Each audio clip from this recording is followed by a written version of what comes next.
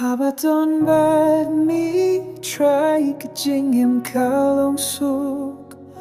What happened ding tin you me ang haka liang jong a Ka jing shai jong me Bên phang ya ya ka linh ti Don jing a ta tien Nama me uno pening Habadon bad me don jing e me long ka bor bad ka jing ker men jong a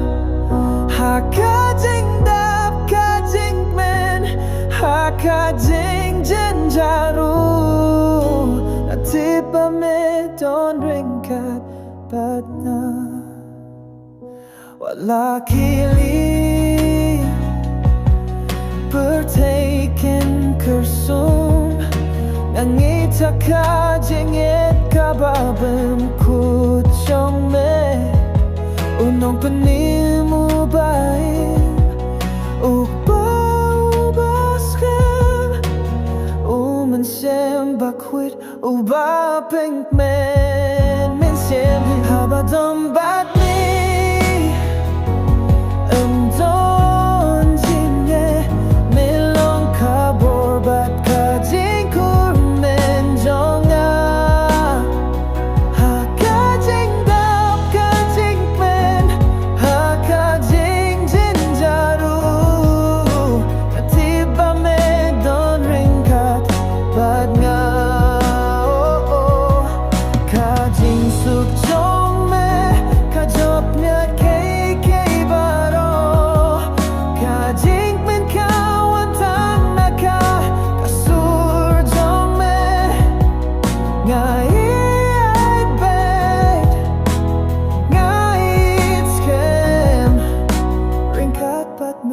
Hakalinti jinggim